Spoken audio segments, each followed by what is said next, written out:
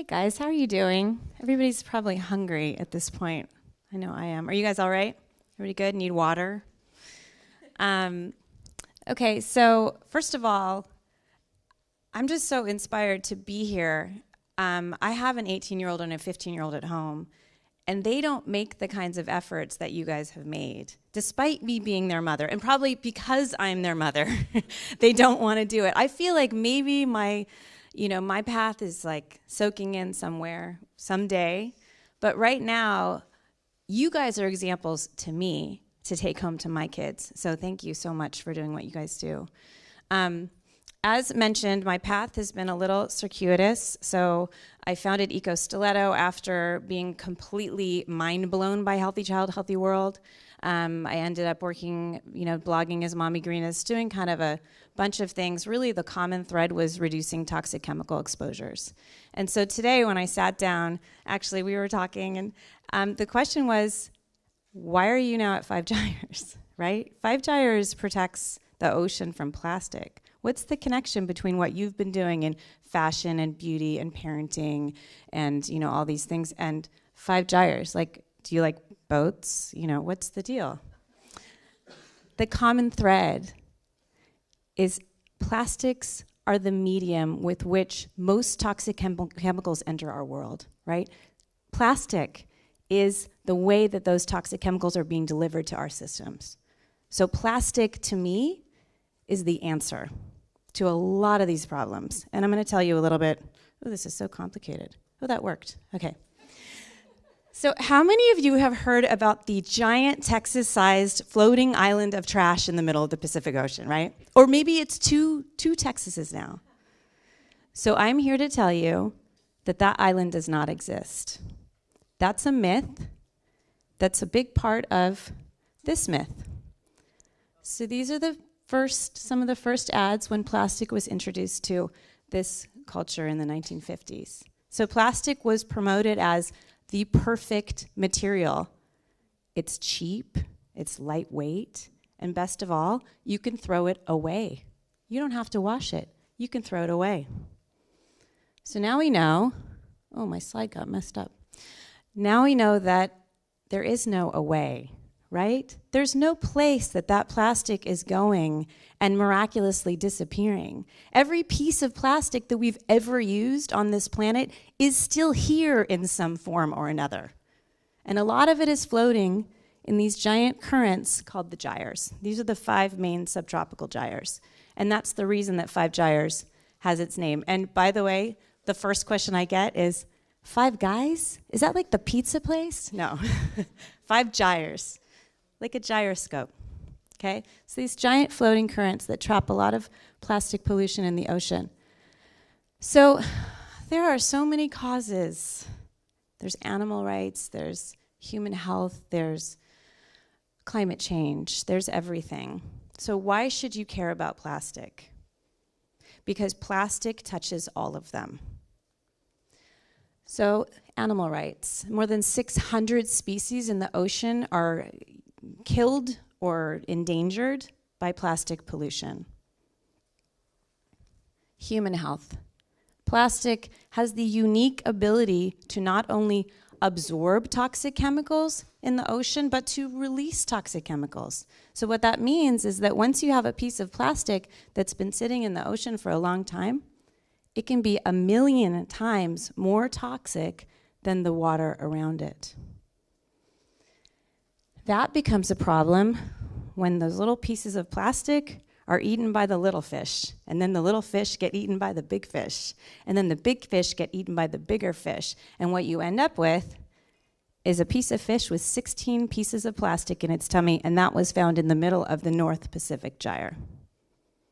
So when you think about the fact that plastic is not only absorbing those toxic chemicals, but it's also releasing those toxic chemicals, and then you think about all the plastic that's in that fish's belly, and you think about that big tuna that maybe eats that fish, then you start thinking about your sushi, right? So that's a big problem for human health. It also affects climate change. So plastic in the ocean wreaks havoc on our marine ecosystem.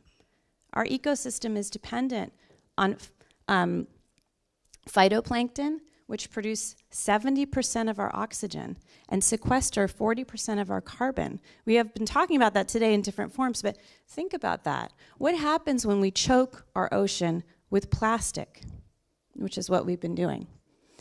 Plastic is also a social justice issue. So as the oil markets get artificially reduced, so gas is cheaper for people and we continue to elect politicians that support those policies, the price of recycled plastic in comparison is much more expensive. So if you are a plastic recycler and you don't have a place to sell your recycled plastic because more businesses are buying virgin plastic because it's so much cheaper, what are you going to do? Well, in 2011, we sold 50% of our plastic waste to China. Okay, that means that all those plastic water bottles that we're putting in the blue bin and feeling like we're doing the right thing because they're turned into new plastic water bottles or children's toys or whatever, that's simply not true. That's another part of that myth that has been sold to us, that is that plastic goes away or that it goes away to some giant floating island that if we could just figure out the technology, we could scoop it up and make it go away, right? It's just not true. So China outlawed this practice this year. We can no longer sell our plastic trash to China, so we sell it to places like the Philippines. So this is a little boy. He's sitting in a floating river of plastic trash, much of which probably came from the United States, frankly. He's picking out straws. You can see the straws in his boat. He's picking out straws to sell. He's trying to find the more valuable pieces of plastic so that he can sell them.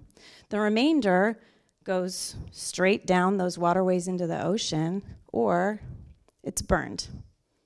So incineration is being positioned as the solution to the plastic problem. If we can't deal with all the plastic we're making, well, let's just send it to countries and burn it. We'll just burn it. We don't have to worry about climate change. That's just a myth propagated by the Chinese. So the problem is not a giant floating plastic island. The problem is more like smog.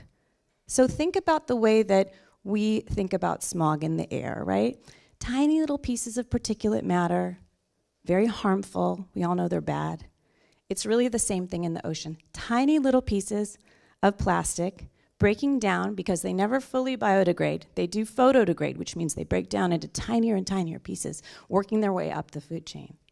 So plastic smog. So just like you can't stick a filter into the air and filter out the plastic smog, you can't stick a filter in the ocean, no matter how exciting that might be, and pull out all the plastic. It permeates all of our oceans.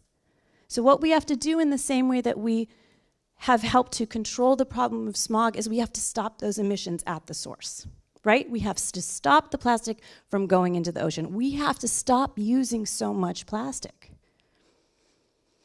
So it seems really dire, but I am here to tell you that there are solutions, and that's when people and politicians and corporations work together. So in 2012, we were doing research in the Great Lakes, and we found these perfectly round pieces of plastic. Oh my God, plastic does not degrade into a perfectly round form. What is that stuff? We figured out that they were microbeads. So this is 2015. That was 3 years later. So Five Gyres brought back the research from the Great Lakes. We engaged a whole bunch of people, like many people in this room got involved in this bead-free. Turning Green was way ahead with it, right? This bead-free initiative, making people more aware about microbeads. They were microbeads. They were in our facial scrubs. They were in our toothpaste. They were going down the drain because there's no filtration system set up for microbeads. So they go straight from your sink basically into your ocean, right? So many people got together that Obama signed a federal law 3 years later. That is unheard of. That started with Five Gyres in a boat 3 years before, and 3 years later, Obama signed a federal law. It goes into effect in 2018. It's amazing, right? So our next up, styrofoam. Oof, styrofoam. That is some bad, pardon me, shit, right? I have a minute to tell you about styrofoam. You know, styrofoam emits toxic styrene. Styrene is a known animal carcinogen, a probable human carcinogen. But here's the thing. Styrofoam is the same thing as polystyrene. Styrofoam is just expanded polystyrene, which means that they just push air into it to make it fluffy. This is a Starbucks coffee cup lid. Starbucks sells 400 billion cups. That's a billion lids every day. They're not recyclable. So it's a simple solution. Foam-free, go plastic-free. Choose the top 5 single-use plastics and just say no. When you go into a restaurant, they offer you water. Yes, please, no straw. When you go into a store, you want to take something out, you don't have a bag, put it in your hands and put it in your car, right? Take your stuff to go, right? Take your to-go containers with you. Take your mason jars. Don't choose a lid. We're going to do a whole campaign next year. I really hope you guys get involved. Okay. It's called Go Topless for the Sea. And we are encouraging people to just don't take a lid, right? That's a polystyrene lid. We don't need it. So thank you guys so much. With your help, we can go plastic free, we can change this problem, and we can control the problem of plastic smog. So thank you.